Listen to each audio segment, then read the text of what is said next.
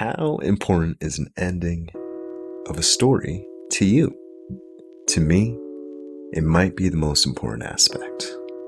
With that, I'd love to talk about the differences between Marvel, DC, and Image Comics. To explain the differences between all three, I'll just describe one. Image Comics was founded back in 1992. It was founded by a collection of independent authors and illustrators that were fed up with the status quo set by Marvel and DC. Now, finally, there was a place for the greatest minds in comics to come together and let their ideas run wild. And the difference between Image and the other publishers, these ideas would remain theirs. These stories have endings.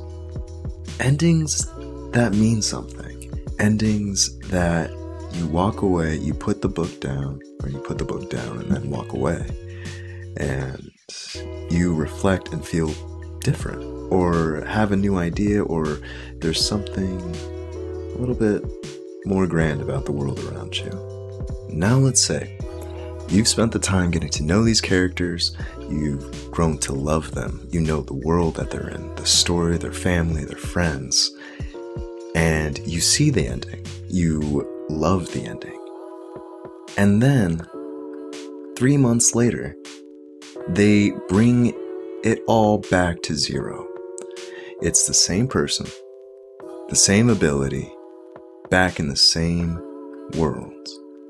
I have seen so many different iterations of the Fantastic Four, Superman, Captain America, that guy's getting old, dying, young again, leader of the Avengers, he's a criminal, he was a president or something at one point. Now, all these possibilities in comics are great, but if they never end, do they actually mean anything at all when they're occurring? If you know, it's not concrete. It'll be rewritten. It'll be retold.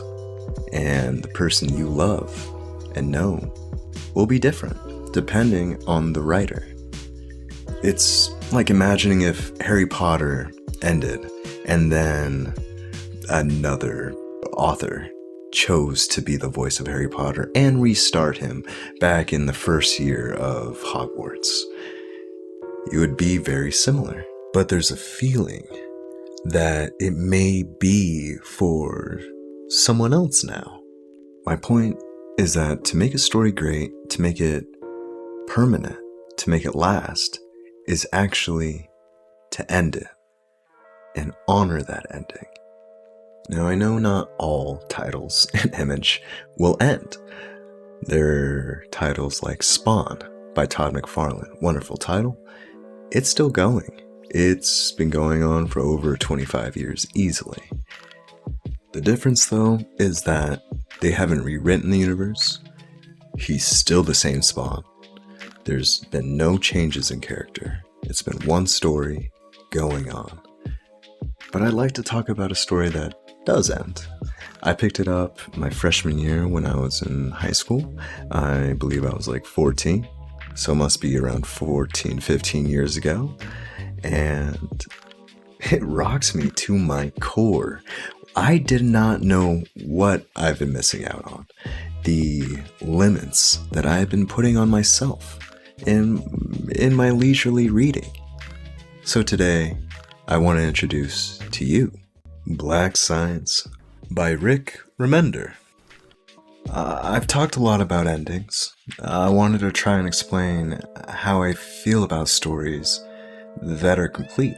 Black Science is a graphic novel spread out in 9 volumes. I'm just going to touch on the first issue in hopes that if it piques your interest, you can invest the time knowing that this story is going somewhere and it won't be a waste of your time. Black Science follows a team called the Dimensionauts. The team starts at 8 members in the beginning of the story.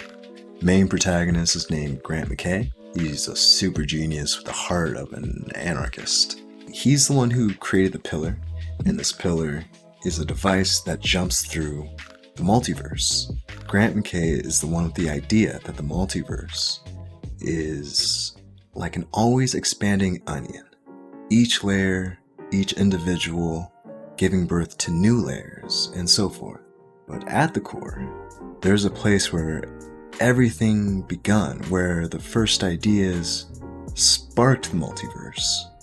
And in this first issue, we see that he might be onto something. We open the page and the story explodes in art and color. We are in a jungle with Grant and another Dimensionaut. They are in extreme distress and they are being chased by the planet's people, which seem to be some sort of savage amphibian warriors.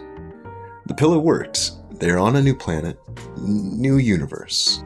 We quickly learn one of the team has sabotaged the pillar, though we don't know who. Grant and Jennifer, the other Dimensionaut, set out on a mission to retrieve coolant or clean water. They're on a timer, and Grant has kept it a secret. If they don't get back in time, the pillar is going to explode.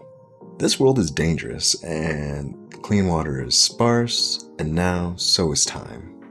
Also, I guess now would be a good time to raise the stakes and mention just a few of the very interesting characters. Grant, with his super genius, decided to bring his 2 children on the first mission. Paya, a young woman in her teens, and Nathan, his only son, around 10 to 12, I'm guessing. Grant, being divorced, is definitely going to be in hot water if he doesn't get the kids back. Mr. Remeter has also created a yin to Grant's chaos, and his name is Kadir. Kadir likes capitalism. He's not a scientist, he smells farts, but really a wonderfully complex character the more you get to know him, as with Grant. Back to the story. So Grant has now escaped from his original pursuers, the warrior fish race, by finding an entrance to an underwater cave. He pops up and finds himself in a castle of a warrior frog race. After a few encounters, he knows they're just as deadly, and he starts to make his way through the castle. He's still on a search for clean water, but he stops as he witnesses something. In the great dining hall, the frog race have a female from the fish race dancing for them in the center of their table. She's being flogged with an electric whip and convulsing after each strike. The frogs around the table are taking joy from her pained yelps. Something inside of Grant snaps, and we get to see his thoughts churn. The father in him, this woman is someone's daughter. The anarchist in him is disgusted by these autocrats. This is what he's been fighting his entire life back at home. He springs back in action, jumping onto the table, grabbing the woman and a pitcher of fresh water in one movement. Before the frogs know what's going on, Grant hurls himself and the body of the unconscious woman, who's probably passed out from the relief of not dancing, through a window of the castle, glass following them down a steep drop into a natural moat surrounding. Grant, in that moment, becomes someone relatable. In his head, we realize he may not like everyone, but recognizes that each individual in existence is unique. He becomes a warrior of life, a warrior that hasn't run a mile in decades and has consumption issues. Relatable for most. After kicking those little scientist legs with all his might, he makes it to the bank, only to look up at the original fish warrior who was pursuing him and Jennifer. I believe in this moment he probably shat himself. The warrior locks eyes with the woman he is carrying, and for a moment, everything stops. His pupils dilate and his weapon drops. Grant unwittingly saved the warrior's partner from a very dark fate. The reunion is cut short as the Frog Kingdom catches up with Grant and the fish warrior covers his retreat. He has the water, he makes it back to the pillar and the other Dimensionauts, and they jump. Are they able to jump home? Well, I'll leave that to you guys to figure out. I will say, if you're interested in exploring the differences between destiny and universal constants, this story might be intriguing for you. Well, welcome to the end of the video. I just want to say thank you for possibly watching all of it. No judgment here. You'll find in the description below a link if you would like to read the first issue of Black Science for free. It's been free on Comixology since I was a kid, so I'll just include it there, and maybe you'll get hooked like I did. Also, a huge thanks to Rick Remender, Matteo Scalera, and Dean White for creating an amazing story.